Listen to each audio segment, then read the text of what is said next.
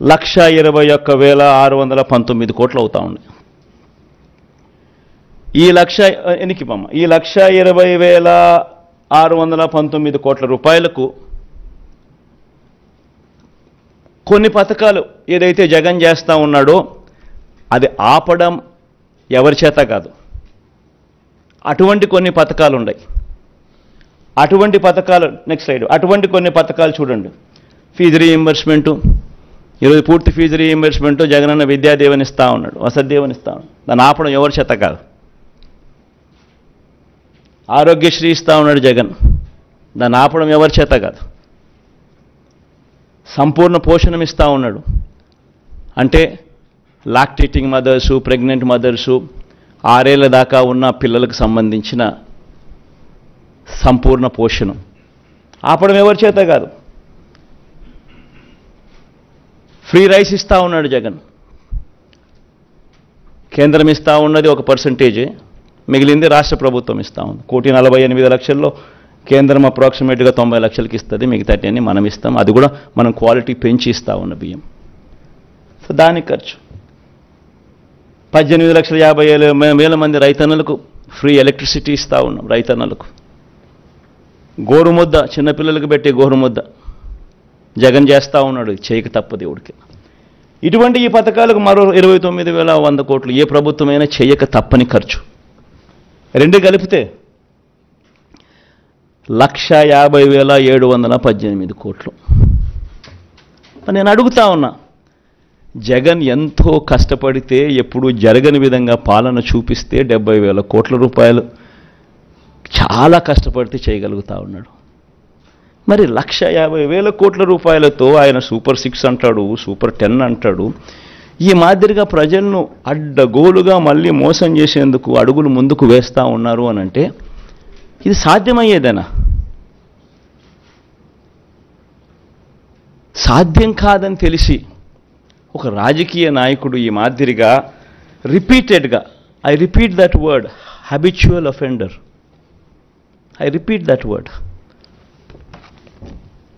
2014లో ముఖ్యమైన అంశాలంటూ ఈ మాదిరిగా సంతకం పెట్టి ఇంటింటికి పంపించి ముఖ్యమైన అంశాలంటూ మోసం చేసిన ఈ వ్యక్తి, ఇదే కూటమిలో ఉన్న ఇదే ముగ్గురి ఫోటోలు పెట్టి తన సంతకం పెట్టి మోసం చేసిన ఈ వ్యక్తి మళ్ళీ ఇదే హిస్టరీ రిపీట్స్ అన్నట్టుగా మళ్ళీ ఇదే, మళ్ళీ 2024లో మళ్ళీ ఇదే మాదిరిగా సాధ్యం కాని హామీలతో అబద్ధాలకు రెక్కలు కడుతూ ఈ మాదిరిగా సాధ్యం కాని హామీలతో 1,50,000 కోట్లకు సంబంధించి ఈ మాదిరిగా ఆయన చేయడం, మోసం చేసేదానికి అడుగులు వేయడం దొంగతనం కన్నా దొంగల కన్నా అన్యాయం కాదా అని అడుగుతా ఉన్నా. 420 కాదా, చీటింగ్ కాదా అని అడుగుతా ఉన్నా. ఆలోచన చేయండి. ఇవన్నీ కూడా నేను మీకు విడిచిపెడతా వస్తా ఉన్నా, మీ మనసులకే విడిచిపెడతా ఉన్నా. ఒక రాజకీయ నాయకుడు అంటే ఎలా ఉండాలి? ఒక మాట చెప్తే ఆ మాట మీద తాను నిలబడతాడు అన్న నమ్మకం ఉండాలి. ఒక రాజకీయ నాయకుడు, ఏ కార్యకర్త అయినా పలాని రాజకీయ నాయకుడిని చూసినప్పుడు అదుగో ఆ రాజకీయ నాయకుడు మా నాయకుడు, అదుగో అతడే మా లీడర్, కాలర్ ఎగిరేసుకొని చెప్పాలి. కానీ ఈ మాదిరిగా చేస్తే కాలర్ ఎగిరేసుకొని చెప్పడం కదా దేవుడు ఎరుగు. ప్రజలు ఎక్కడన్నా కనిపెడితే ఎలక్షన్లు అయిపోయిన తర్వాత ప్రజలు అక్కడ వస్తున్నారంటే ఈ దొడ్డిదావరం ఈ పక్క పోయే కార్యక్రమం జరుగుతుంది.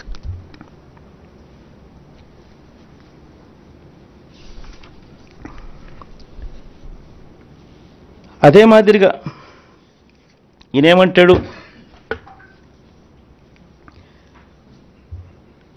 మనం చెప్తా ఉన్న ఈ 70,000 కోట్లకు అదనంగా 80,000 కోట్ల రూపాయలు అదనంగా చెప్తా ఉన్నాడు. సాధ్యం కాదని తెలిసినా కూడా తాను చెప్తా ఉన్నాడు. ప్రతి సందర్భంలోనూ చంద్రబాబు నాయుడు ఏమంటాడు, నేను సంపద సృష్టిస్తాను, జగన్ చేయలేకపోయాడు, నేను సంపద సృష్టిస్తాను, నేను సంపద సృష్టిస్తా కాబట్టి నేను చేయగలుగుతాను అని చెప్పి నిస్సిగ్గుగా తన అబద్ధాన్ని తాను డిఫెండ్ చేసుకుంటాడు. తాను చెప్పే మోసాలను అబద్ధాలను డిఫెండ్ చేసుకుంటాడు నిస్సిగ్గుగా. పోనీ నిజంగానే ఏ స్థాయిలో సంపద సృష్టించాడు, ఆయన పరిస్థితి ఏమిటి అని ఒకసారి ఈ 14 ఏళ్ల తన పరిపాలన ఒకసారి చూద్దాం. ఆ రెడ్ లైట్స్లో పెట్టినదంతా ఆయన పరిపాలనే. ఆ 14 ఏళ్ళ ఆయన పరిపాలన మీరే గమనించండి. ఆయన పరిపాలన చేసిన ఏ సంవత్సరంలో అయినా రెవెన్యూ సర్ప్లస్ ఉందా? ఆయన పరిపాలన చేసిన ఏ సంవత్సరంలో అయినా మీరు చూడండి రెవెన్యూ డెఫిసిట్. మళ్ళీ రెవెన్యూ ఎక్స్పెండిచర్కే రెవెన్యూ డెఫిసిట్ అవుతా ఉన్నప్పుడు నువ్వు సంపద ఎక్కడి నుంచి సృష్టించావు, ఎక్కడ నీ గత జీవితంలో ఎప్పుడు సృష్టించావు అని అడుగుతా ఉన్నా.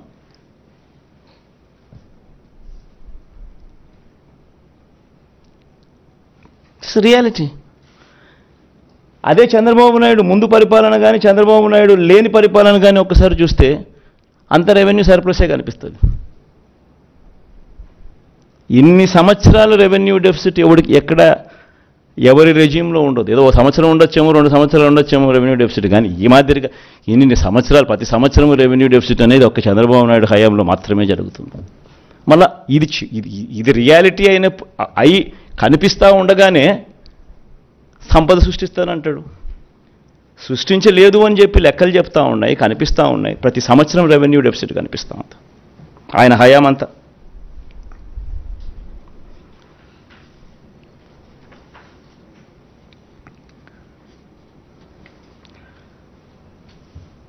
నేను అడుగుతా ఉన్నా ఇదే బాబును,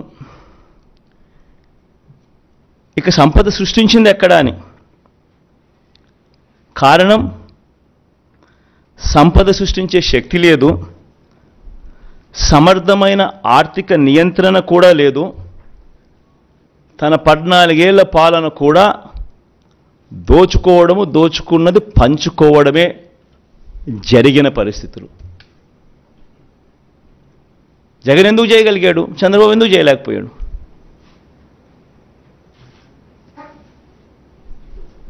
ఇక్కడ కరప్షన్ లేదు కాబట్టి, వివక్ష లేదు కాబట్టి, బటన్లు నొక్కుతున్నారు కాబట్టి అక్కడ దోచుకున్నది పంచుకోవడం. పోనీ అప్పుల పరిస్థితి ఒకసారి గమనిద్దామా? అది చూద్దాం. అప్పుల పరిస్థితులు కూడా ఇదే పెద్ద మనిషి చంద్రబాబు నాయుడు హయాంలో అప్పులు ఎంత, ఆయన ఎంత చేశాడు, జగన్ అప్పులు ఎంత చేశాడు, ఆ అప్పుల పరిస్థితి కూడా ఎంత కూడా ఒకసారి గమనిద్దాం. ఒకసారి గమనించినట్లయితే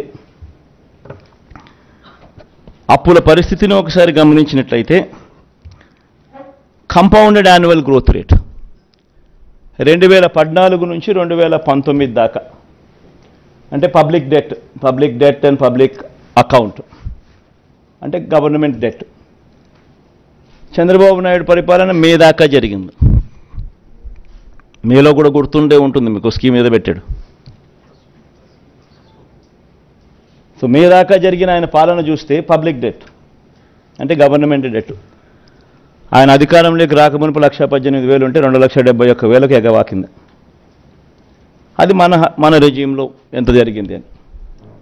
తర్వాత ఈ పబ్లిక్ డెట్కు తోడు government guaranteed det of public sector undertakings అది కూడా యాడ్ చేయండి. అది యాడ్ చేస్తే 14,000 అక్కడ ముందు చంద్రబాబు నాయుడు వచ్చిన తర్వాత 59,000, మన హయాంలో 1,43,000 పెరిగింది. పోనీ అట్లా చూసుకున్నా కూడా 1,32,000, 3,30,000, 6,34,000. పోనీ ఇది కాక ఇంకా ఫర్దర్గా ముందుకు పోదాం. Non government guaranteed det of state PSUs కూడా తీసుకుందాం, అది కూడా తీసుకుందాం. దానికి చూస్తే total det of power sector corporations 29,000 కోట్లు ఉంటే ఆయన 69,000కి తీసుకుపోతే మన దాంట్లో 1,06,000 కోట్లకు పోయింది. Payables on account of power purchases, discoms liability చూసుకుంటే ఆయన హయాంలో 21,000కి ఎగబాకితే మన హయాంలో 8,500 తగ్గింది. అంటే మన డబ్బులు మనం కట్టినాం కాబట్టి మనది కొంచెం పెరిగింది అక్కడ. Total liabilities of power sector రెండు కలిపితే వచ్చే అమౌంట్, ఈ non guaranteed power liabilities and payable category 3 కూడా కలుపుకుంటే కూడా ఆయన హయాంలో 81,000కి ఎగబాకితే మన హయాంలో మనం కట్టాం కాబట్టి తగ్గి 69,000కి తగ్గింది. మొత్తంగా total state government liabilities and non guaranteed PSU liabilities కూడా కలుపుకుంటే కూడా ఎంత మన లయబిలిటీస్ ఉన్నాయని చెప్పి చూస్తే చంద్రబాబు నాయుడు హయాంలో 4,53,000 కోట్లు కాస్త 4,12,288 కోట్లకు ఎగబాకితే మన హయాంలో అది 7,03,000 కోట్లకు ఎగబాకింది. కంపౌండెడ్ యాన్యువల్ గ్రోత్ రేట్ రెండు పీరియడ్లలో కూడా చూస్తే గ్రోత్ రేట్ ఆఫ్ డెట్ చూస్తే ఆయన హయాంలో 21.87% ఎగబాకితే మన హయాంలో మన 5 ఏళ్లలో కేవలం 12.13% మాత్రమే. మరి ఫైనాన్షియల్ డిసిప్లిన్ ఎవరికి ఉంది? ఇంకా 2-3 స్లైడ్లు చూద్దామా? ఇంకొక స్లైడ్ కూడా చూద్దాం. ఇంకొక స్లైడ్ ఏమిటి అని అంటే క్యాపిటల్ ఎక్స్పెండిచర్. ఎప్పుడైనా చంద్రబాబు ఏమంటాడు, నేను స్కీములకు పెట్టలేదు, నేను క్యాపిటల్ ఎక్స్పెండిచర్కి పెట్టాను, అందుకనే నా దాంట్లో ఎక్కువ, అందుకే నేను చేయలేకపోయాను ఇంకో మాట మాట్లాడతాడు. పోనీ అక్కడ చూద్దాం క్యాపిటల్ ఎక్స్పెండిచర్ ఎవరి హయాంలో ఎంత జరిగింది, ఎవడి హయాంలో నాడు నేడు జరిగాయి, ఎవడి హయాంలో హాస్పిటల్ బాగుపడ్డాయి, ఎవడి హయాంలో స్కూళ్ళు బాగుపడ్డాయి, ఎవడి హయాంలో క్యాపిటల్ ఎక్స్పెండిచర్ జరిగింది.